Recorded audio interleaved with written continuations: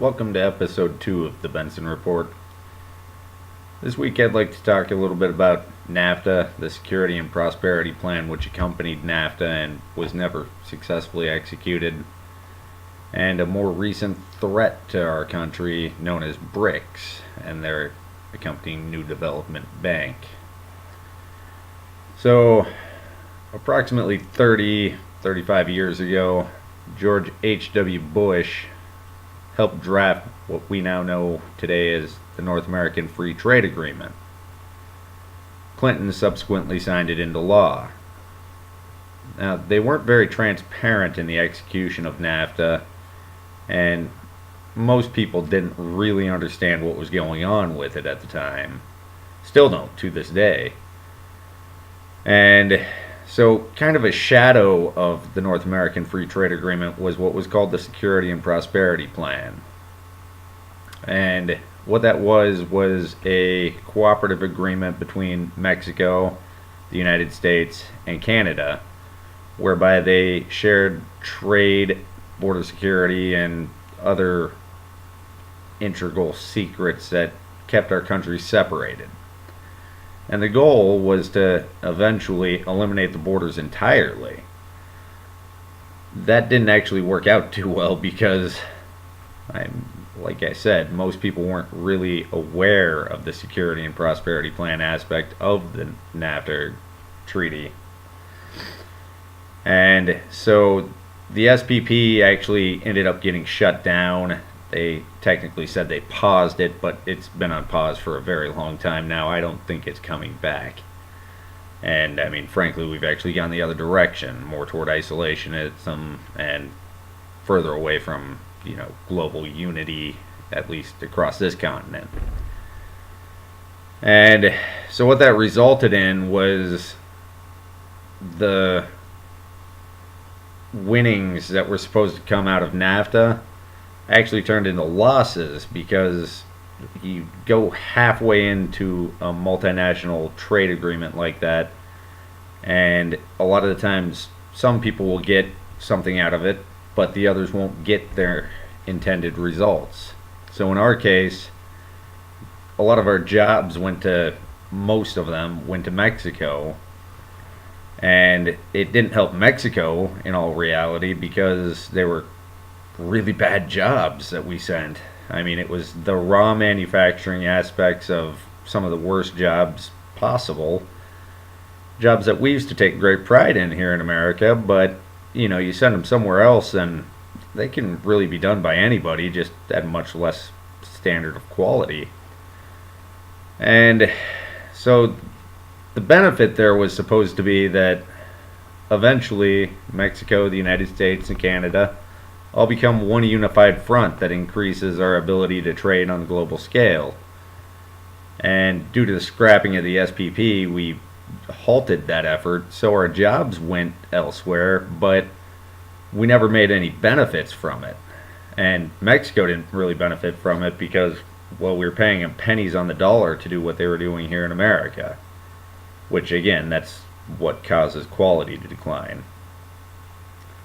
Now, if you look at the long road of what occurred after that, because we didn't have that increase in strength that we were anticipating, we weren't able to hold people off on the economic stage like we were hoping.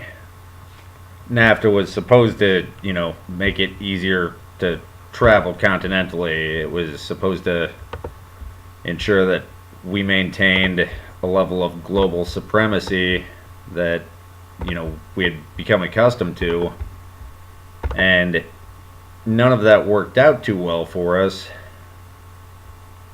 So we became kind of a sitting duck. And if you look at the current situation, we now have a competing multinational organization called BRICS. That's an acronym for the 5 countries that it currently officially contains. That's Brazil, Russia, India, China, and South Africa. They're working very actively to countermand and push back the influence of NATO and the International Monetary Fund or the U.S.-backed global bank. And they're pretty effective at it up to this point.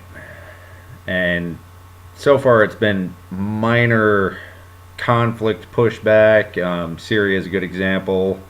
Ukraine's a good example. They've successfully confronted us as we try to overthrow regimes. And bigger than that, they've also confronted us economically. And that's the part that's likely to be more of a prolonged threat. Recently, and when I say recently, it started, I think, 8 years ago, and BRICS started what was called the New Development Bank, which is their version of global economy. And it's currently backed by the Chinese yen, which is performing pretty well against the US dollar as of recently. It was sitting at 7.5 to 1. Currently it's 6.3 to 1, and it's inclining. It's getting to a fairer margin now. And that's due to the fact that the N.D.B. recently, and this one is pretty recent, this is maybe 9 months ago, achieved a AA+ credit rating, which is the same credit rating that the US dollar currently holds. There aren't many globally tradable currencies that have the AA credit rating. Now, I mean, if you're talking Forex or trading short-term platforms, stuff like that, sure, any currency could be tradable, but I'm talking about like the global players of currency. There's really only the US dollar that's been sitting at AA+ credit rating and has the ability to be traded globally. And now with the N.D.B. stepping in there and working actively to countermand militarily and financially America's and our allies' interests overseas, we're starting to see some pushback.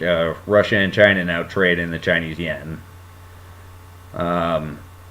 Obviously, most of the members of BRICS are now trading in the yen. Iran recently went off of the US dollar for its oil trading and is now using the euro. How they ended up with the euro, I don't really know, but it could have something to do with the fact that the EU is still participating in the Iranian nuclear agreement. That aspect I haven't too greatly explored. But what I can tell you is that BRICS and the New Development Bank now pose very real threats to America, both militarily and financially, all over the world. I mean, decades ago, we'd have just walked into Syria, gotten what we wanted, and left. And that had become the status quo. But now with BRICS officially being interested in Syria, and by the way, Assad officially requested their assistance, and they decided to give him that,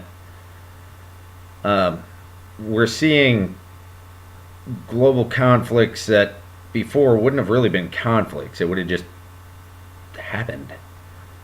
Venezuela is quickly ticking up to be the next conflict, and don't expect that to go any better than Syria did. They've got a massive amount of oil. They actually have a pretty good gold reserve, and they stand to lose a lot in whatever uprising is coming. But Russia will be there, and so will the rest of BRICS. Brazil, hit or miss at this point. We may have officially gotten them out of BRICS through election meddling, ironically. But basically, something to keep your eyes on and something that the media is not talking about is BRICS and the New Development Bank. I encourage you all to look into it, and I encourage you to comment, ask me questions, share. Let me know what your thoughts are. Have a great weekend. This has been the Benson Report.